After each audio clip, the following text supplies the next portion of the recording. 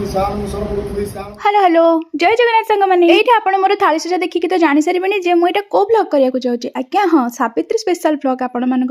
दौर एथर मोर सावित्री व्रतटा तो होता आम घरे माने मो बाबा घर तो आपण मैंने मत आगर फॉलो करते निहाती भाव में जानते जेहेतु मोर माँ ना और मो दीदी जॉब करे तो ड्यूटी पड़े मो पीसी घरे भी सावित्री ना से एका एका जाइली मंदिर मो सत्यवान सहित आ सतरे यही सब पर्वपर्वाणी आसिले कौन पे कि जानी मो माँ कथा बहुत मन पड़े जिते आम दी भौणी छोट छोट होइथिलु आ आम माँ सावित्री करथिला ना आमे ना बहुत इच्छा करू ए व्रत केबे करिवो आ एक कथा आमे माँ को भी पचारू आ सब हसिकी कहे अरे पागेली तमे माने जेतबे बड़ हबो बाहा हबो तापरे तमे तुम स्वामी मानक पई कि ए व्रत करिवो आ आमे को काई एबेटु गले कोन असुविधा से कहबो कि नाइ नाइ एबे पर तुम कुमार पूर्णिमा करूछ भल बर पाइबा पई आ जेतबे तुम भल बर पाइ जिवो सेतबे तुम करिवो सावित्री व्रत आ हां आज तो तार कथा सत्य हेची आमे दी भौणी सावित्री व्रत करूछु किंतु एतिके अफसोस हमर रही गला जे हमर ए खुशी देखिया पई सिया ए दुनिया रे नाही दिन थिला ए मंदिर को माँ सहित आसुली आ माँ ही तो मते ए माँ सहित चिन्ह परिचय करई देथिला जदि मु नथिबी तले ये ही तोर जत्न नब आ आज माँ जोठी भी अछि मु जानि जे तार आशीर्वाद आम ऊपर ही अछि तार उपस्थिति सिना आमे जानि पारुनु किंतु से आमको तीन जन को छाड़ी कुआडे भी जाई परिबो तो मो मनर कथा आपण मानको शेयर करिया भितरे बहुत इमोशनल हे गलेनी हो से सब कथा छाडंतु तापरे पूजा सारी घर को जेते बळे आसिली